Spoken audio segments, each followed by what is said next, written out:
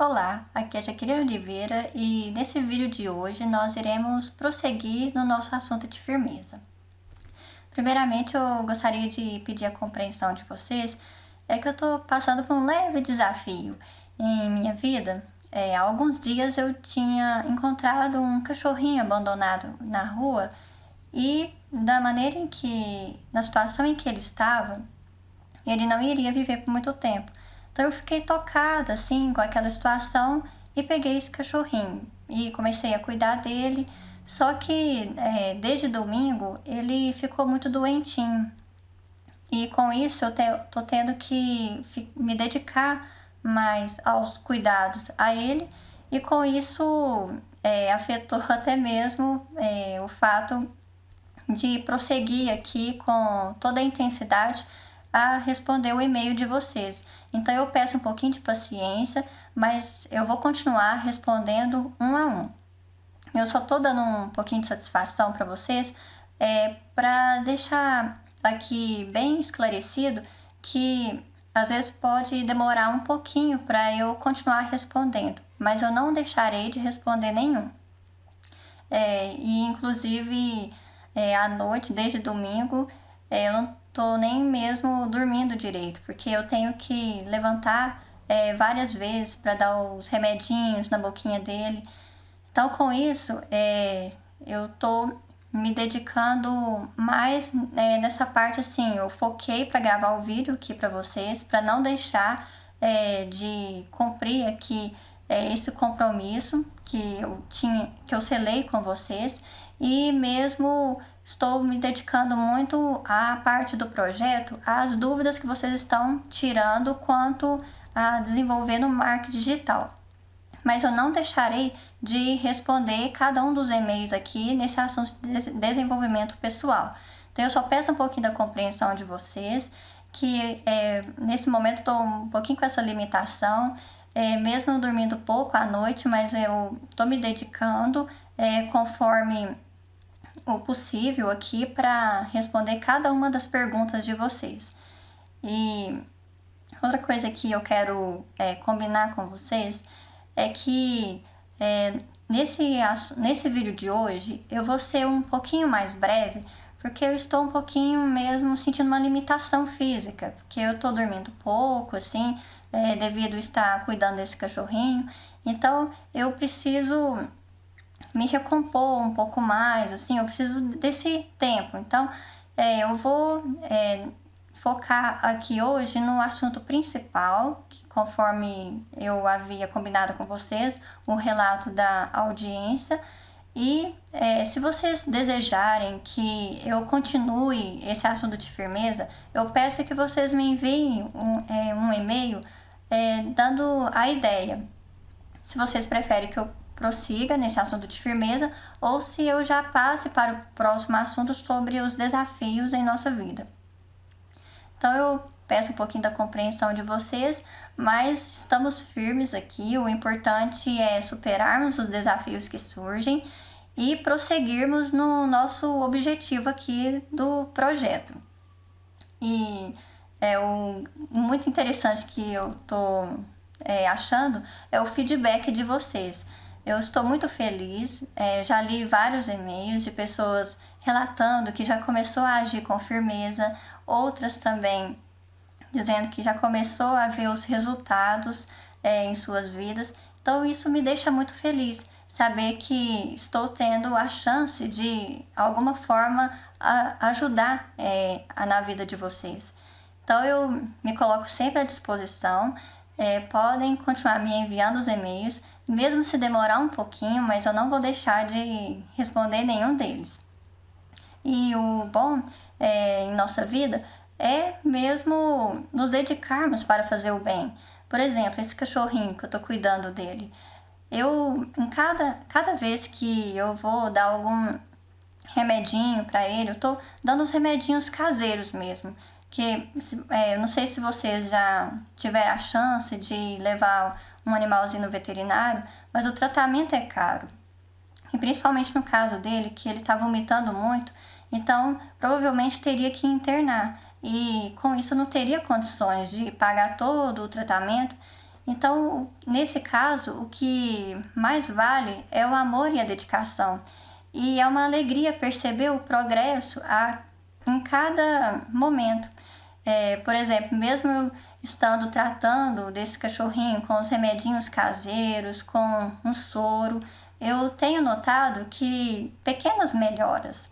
E ele, quando eu dou o remedinho, ele fica até animadinho. Então isso já é uma alegria, saber que pequenos esforços que fazemos na nossa vida surtem algum resultado. Então isso serve também de uma maneira geral na nossa vida. Mesmo que não possamos visualizar grandes resultados, mas que possamos enxergar os pequenos resultados, pois as grandes conquistas, as grandes vitórias devem ser comemoradas a partir das pequenas conquistas. Então isso já serve até mesmo como um aprendizado em nossa vida. Eu procuro sempre, em cada desafio, em cada circunstância, extrair um aprendizado ou uma lição de vida.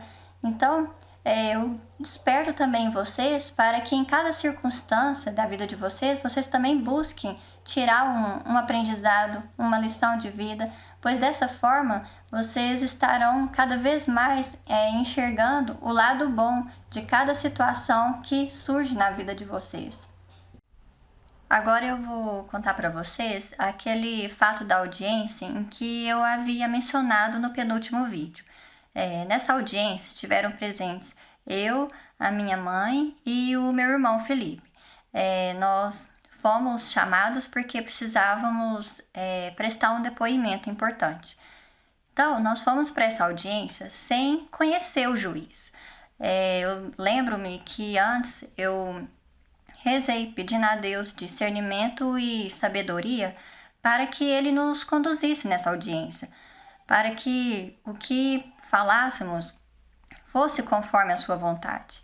Então nós fomos para essa audiência e eu me lembro que eu fui, mesmo sem conhecer o juiz, eu fui segura de que seríamos conduzidos por Deus.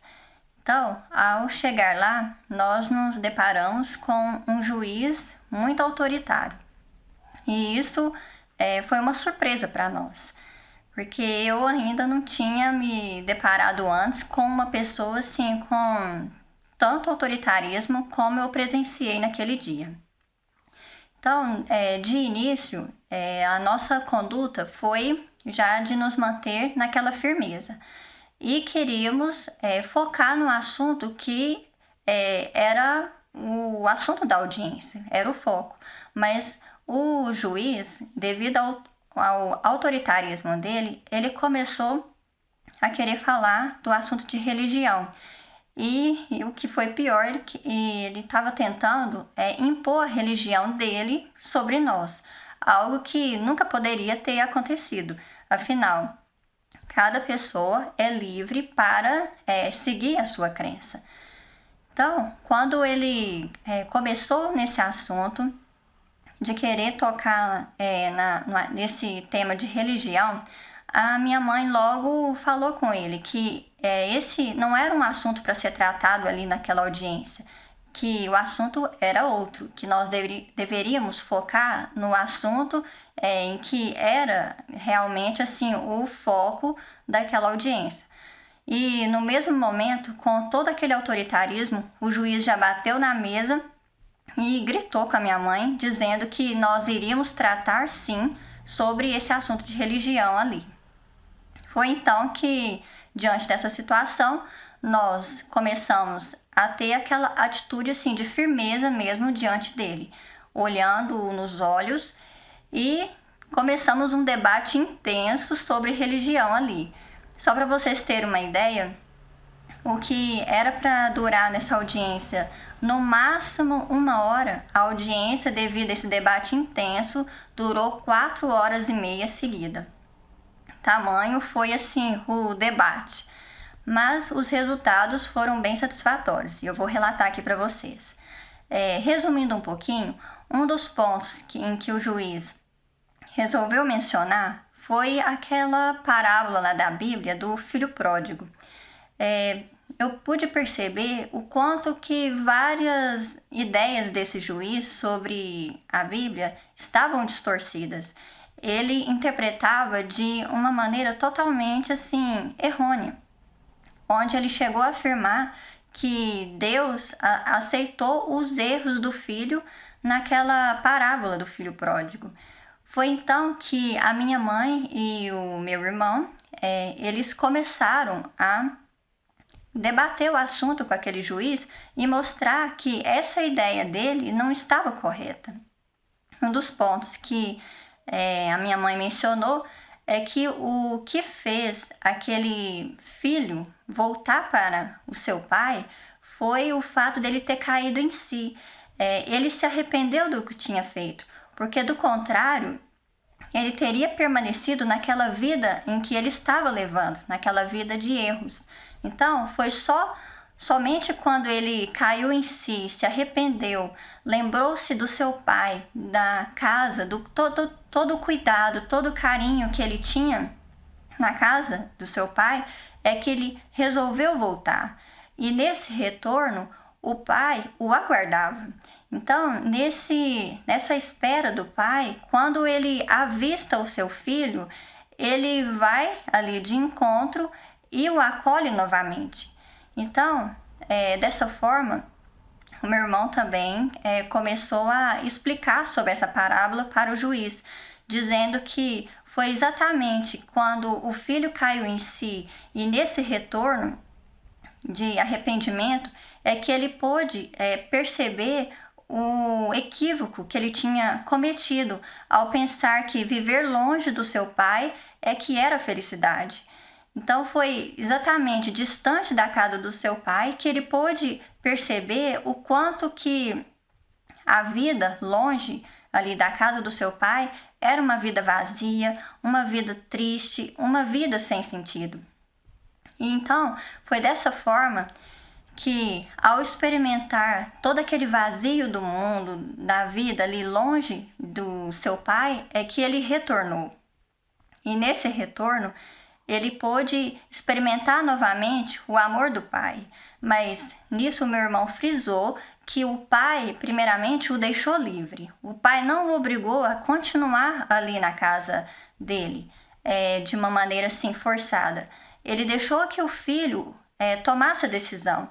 E uma vez que o filho foi, o pai ficou o aguardando e somente quando ele retornou é que o pai estava ali à espera dele e o acolheu novamente. E nisso meu irmão afirmou que é assim que Deus age conosco. Ele nos concede o livre-arbítrio. Ele nos deixa escolher o nosso caminho. Ele sempre nos mostra, sempre nos desperta para o seu caminho, mas ele nos deixa livre para decidir. Ele não nos força a viver conforme a sua vontade, mas sim, ele nos chama ao seu caminho. Então, quando o meu irmão e a minha mãe falaram dessa maneira, o juiz ficou muito reflexivo e pensativo, aliás, ele ficou reflexivo e chegou a abaixar a cabeça. Foi o primeiro momento em que nós notamos que ele ficou totalmente desconcertado, porque ele pôde perceber que toda aquela ideia que ele tinha de que, tentando ali nos convencer de que o pai havia aceitado o erro do filho, ele pôde constatar através ali dos argumentos da minha mãe e do meu irmão que ele estava enganado com esse tipo de pensamento. E para vocês terem uma ideia, o meu irmão ficou tão à vontade nessa audiência que estávamos em uma mesa junto, tinha advogados, tinha uma promotora, tinha uma secretária também e outras pessoas ali. Então estávamos um de frente ao outro e o juiz em uma mesa à parte. E o meu irmão ficou tão assim seguro e tranquilo naquele debate que em um determinado momento ele chegou a virar a cadeira dele para o lado do juiz, isso assim, naturalmente, sem nem pedir permissão. E o juiz ficou olhando para o comportamento assim do meu irmão, surpreso, porque ele agiu assim de uma forma muito natural. Embora o debate estivesse assim bem intenso, o meu irmão estava à vontade para falar do assunto.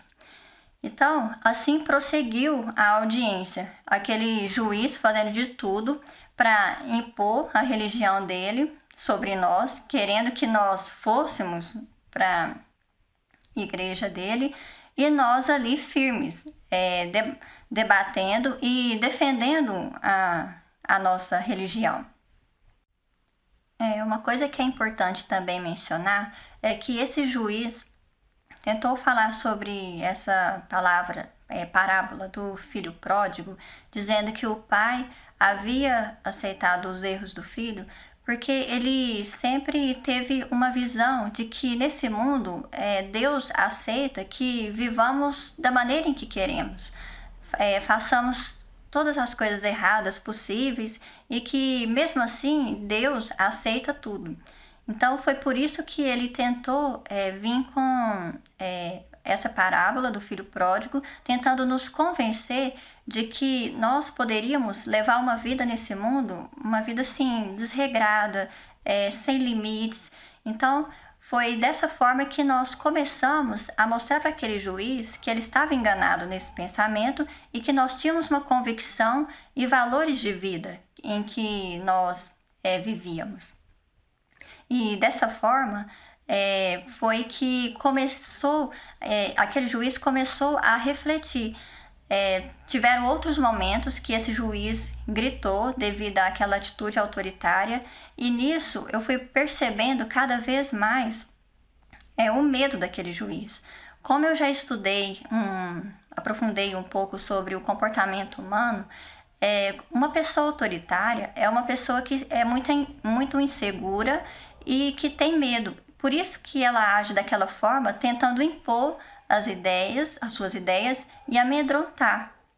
Então, isso é sinal assim de muita fraqueza, porque na verdade a nossa conduta de firmeza é que desperta outra pessoa para ela refletir. Mas uma pessoa autoritária é o contrário, é uma pessoa insegura e que tenta a todo custo impor aquilo que ela quer, os seus caprichos pessoais.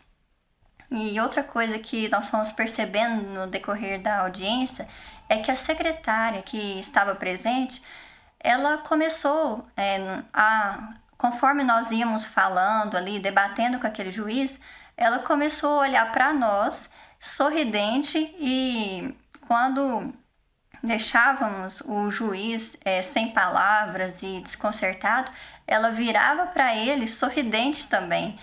E fiquei observando de início e sem entender o porquê que ela estava sorrindo tanto e achando bom aquela situação. Mas depois eu tive a chance de conversar com ela e saber o motivo dela ter agido daquela forma. E ela me falou que foi a primeira vez em toda aquela história ali, daqueles anos que ela trabalhava com aquele juiz, que ela presenciou pessoas desafiando aquele juiz e o colocando a refletir. Porque ela falou que das outras vezes, o que acontecia é que aquele juiz conseguia intimidar as pessoas. E ela falou que diversas vezes, inclusive, pessoas saíam de lá até chorando, de tanto que elas eram pressionadas por aquele juiz e mesmo humilhadas. Então elas saíam de lá arrasadas. Então ela ficou admirada com a nossa coragem de ter desafiado aquele juiz e o colocado a refletir, de modo que ele percebesse que aquele autoritarismo dele não devia prosseguir, e que aquele autoritarismo dele não era um sinal de poder, e sim de intensa fraqueza. Outro momento desafiador naquela audiência foi quando aquele juiz, depois dele perceber que não conseguia impor sobre nós a religião dele, ele se direcionou a mim e começou a me desrespeitar e querer expor assuntos que eu mantenho assim na minha vida, na discrição. Então, foi nesse momento em que ele virou-se para mim e fez a seguinte pergunta: você já namorou algum rapaz? Diante da pergunta, eu tentei dizer a ele que eu não queria responder esse tipo de pergunta porque era sobre a minha vida pessoal, que eu não queria expor ali. Mas foi então que, com aquela atitude assim autoritária, ele começou a me pressionar, dizendo: responda-me sim ou não. E diante daquela pressão, eu me vi assim naquela situação sem saída. Então eu decidi com firmeza enfrentar aquela situação. Foi quando eu respondi que não. Eu ainda não tinha, nunca tinha namorado nenhum rapaz. Em seguida, ele me fez a segunda pergunta. Você pelo menos, no decorrer da sua vida, você já beijou algum rapaz sem compromisso? Diante dessa segunda pergunta, eu senti-me ainda mais assim, com os meus direitos de privacidade invadidos naquela sala de audiência. Afinal de contas, ali era um outro assunto para ser abordado e ele estava vindo tocar justamente num assunto pessoal que não cabia ali naquela audiência. E diante daquela pressão, eu vi essa pergunta muito invasiva, que ninguém sai expondo assim a sua vida. E novamente ele me pressionou a responder e eu respondi que não, que eu nunca havia beijado nenhum rapaz. Em seguida, ele começou a rir de mim e me expor ainda mais naquela sala ali de audiência, dizendo que eu não sabia o que era bom na vida, eu ainda não tinha conhecido o que é diversão e que eu tinha que começar a sair por aí e deixar de ser ingênua. Enquanto ele falava, eu continuei fixa nele e refletindo o que eu iria fazer a partir daquele momento. Foi então que eu decidi agir da seguinte forma. Eu pensei, eu preciso dar uma lição nesse juiz. Eu irei desafiá-lo. Dessa forma, eu somente aguardei ele terminar de falar e me conceder a vez. Então, a última palavra dele foi ele me dizendo, querendo ditar normas, dizendo que uma vez que eu não queria deixar de ser católica, era para eu arrumar um namorado na minha igreja e começar a passear por aí. E me divertir na vida com esse namorado que fosse da minha igreja. Foi então que eu pensei da seguinte maneira: irei desafiá-lo agora. Quando ele terminou de falar, eu lancei a seguinte pergunta para ele. E se eu quiser, por exemplo, arrumar um namorado fora da minha igreja, na minha faculdade ou em outro lugar na sociedade? Que mal há nisso? Diante dessa pergunta minha, eu notei que ele ficou totalmente desconcertado e não sabia o que responder. Foi então que, brevemente, ele só respondeu que não havia problema nenhum. Ele só estava me incentivando a ter um namorado. Foi então que eu olhei firmemente e falei: mais um momento. Nessa audiência, nós estamos tratando de leis civis.